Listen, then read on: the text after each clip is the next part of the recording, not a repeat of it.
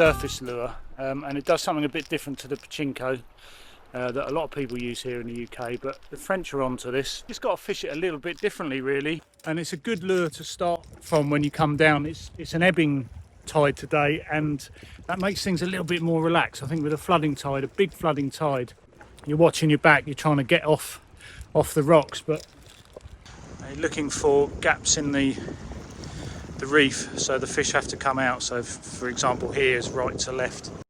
So neap tides today, it's a smaller movement of tide. Generally bigger tides push the fish off the reef at beachy head and they come inside.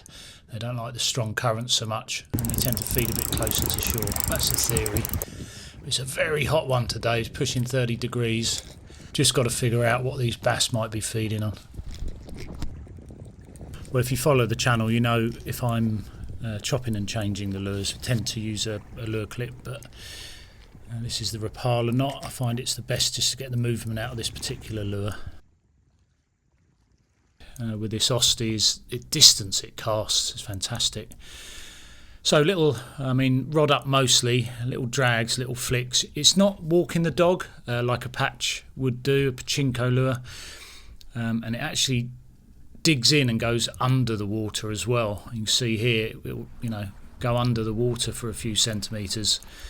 It's a terrific sort of scout it out lure, and it's a great caster, but it's also a terrific lure for scouting things out. I just think if there are bass there, they'll have a little look. Always worth maybe slowing it up as you come to the rocks. You very often see a fish have a little look just on the margin there. Oh, it's such an exciting way to fish. Little flicks, great. I mean, if there was a shoal of bass, you'd definitely have some interest here. At least sea fish. So.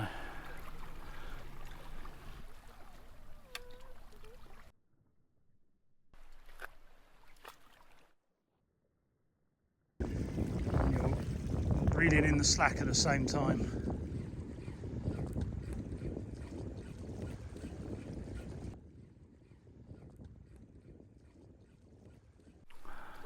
So we've seen those sandeels out there. I think they're sandeels. We look back on the footage, you can see, it's very hard to see, I suppose, depends if you're watching on the TV, but if you look back, you've got, it looks to me like the odd mackerel and bass, but they are chasing sandeels out there. So we'll try and replicate it here.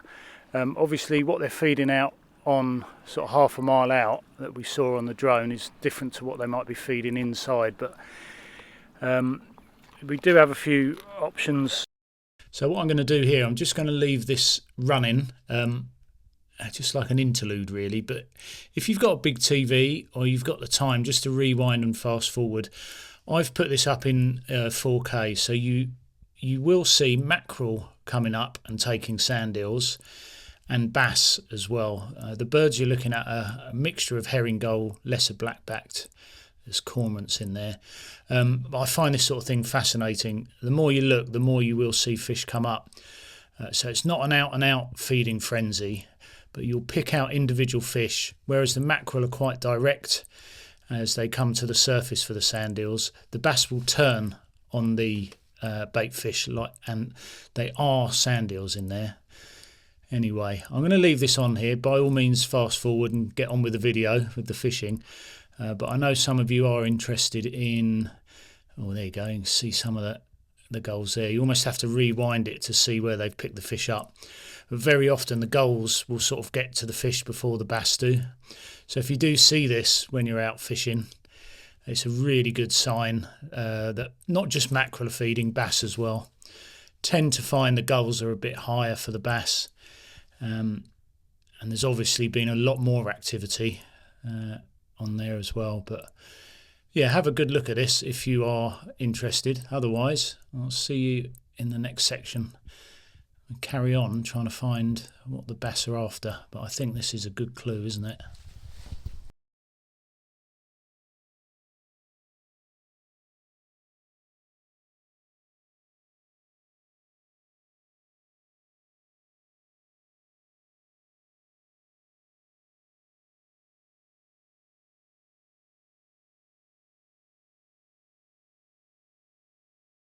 we do have a few options for the sand eels. These are the like bomb squad ones. These are from Lazy Lures. A bit of a favourite on the channel will be these sandy Andes. These are 5/8 of an ounce, or what's that, 18 gram, isn't it?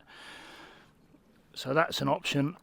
If you look at the different types here, although there's slightly different weights, which gives us the option, we have a weedless, and the way, yes, they don't get snagged as easily, but what it means is you can play these sort of lures in and around all the weed beds, bring it through the gullies a lot easier than with this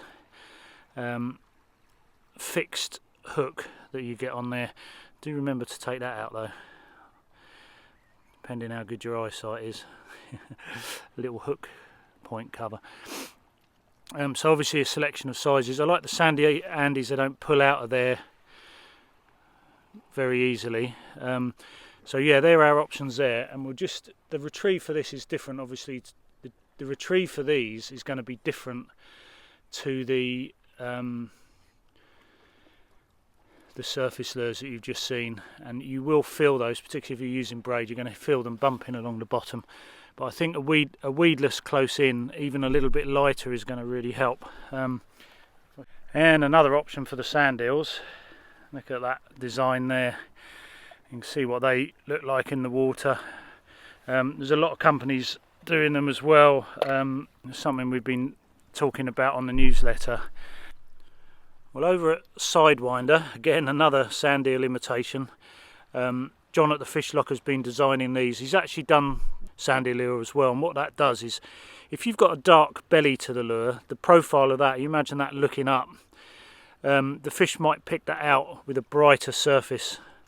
So like a reversible lure. It's not the sort of sand eel that would survive evolution, and that's exactly what we want as anglers, is a fish that's easily picked out. So good option. I like that red thing in there as well. A little bit sort of sticky, more like that fish black minnow sort of material, whereas this is like on the Lazy Lures one, this is like real tough.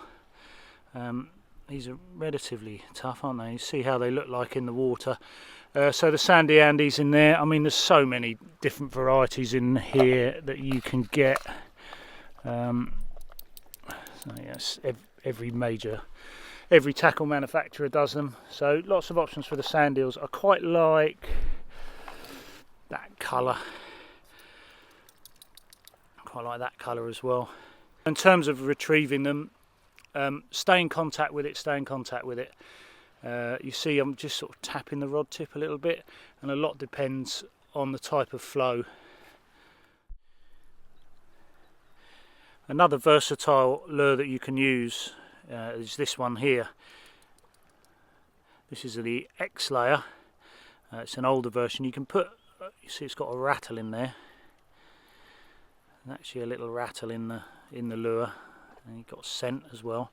But I use these heads to vary the type of retrieve. So you've got a flat side there, and that will drop through the water. It'll dart around a lot more if that flat side is bottom on the hook. So you can re-hook these. I don't tend to use super glue too much because I do this, but similar options here, or you can just stick a ball-headed one on.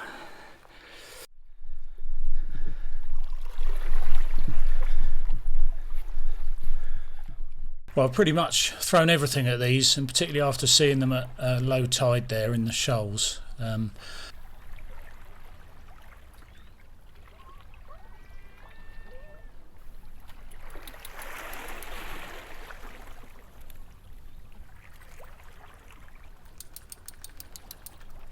I do prefer to see a little bit of moving water, you know, aerated water and things happening. This isn't quite enough down the bottom there. But this is the ebbing tide, and the wind's sort of coming off the land now, so it's all very calm. It means that the water clarity is good, but the bass will be I think the bass will be a little bit lazy.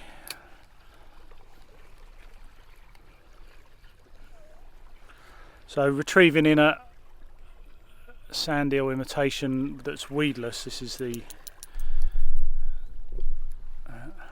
so you can with braid just feel it bumping off the bottom. And then when I get to the end, just sort of lift that rod tip up to get it over those rocks in front of me.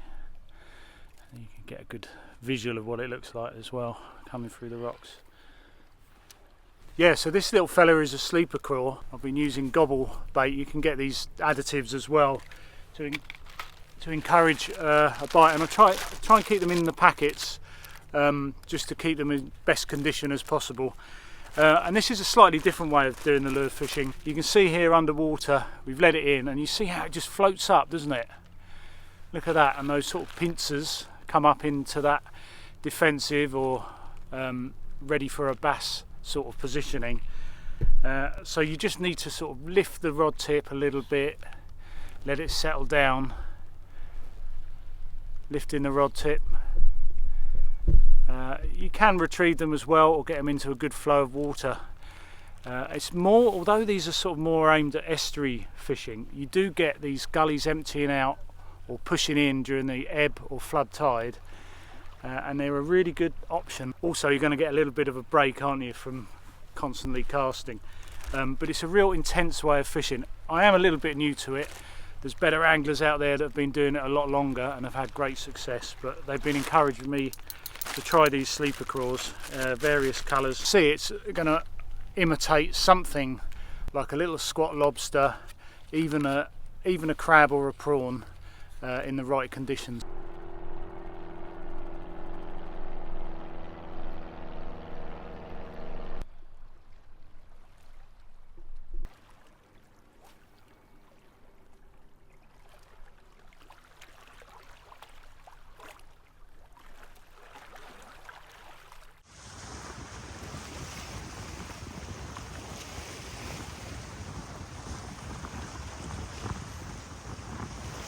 So it's time for the mightiest of all lures, the mega bass zonk. It's an absolute beauty, and I'll make no apologies for showing you a little bit of footage years ago now where I caught a really good 11-pound fish, a ureme, is that how you say it? But this lure is just something else. I mean, it's so good. I make no apologies for showing some of this old footage because I've had an 11-pound fish on this mega bass zonk, and I've had 8-pound fish on it, 6-pound fish, and a lot of small ones as well. Many 3-pound fish from the kayak as well have fallen to the zonk. It's a sinking lure, which makes a real difference. The hooks are absolutely fantastic. It's the absolute dogs, this one. And it's not just, and this is not just hype. I mean, it's got this vent on there. The profile is fantastic. Look at the, how that looks in the water is amazing, and the action on this, it sort of wobbles side to side, and the weight is brilliant. It's just, everything is perfectly made on this thing. So on the ebb, the water filters out of these reefs. It's good to find a little spot where the bass have to come out with it.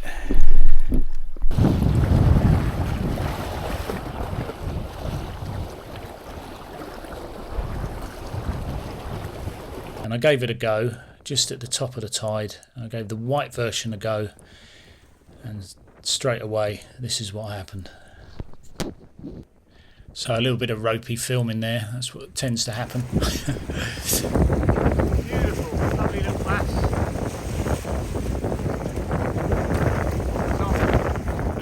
There's nothing really that replicates a zonk. It's not a sinking lure, it's a diving lure, but it dives down to about 1 metre. It's actually got a luminous sort of head to it. I wonder if that makes a difference. And then second cast on this one, just as the tide's going out.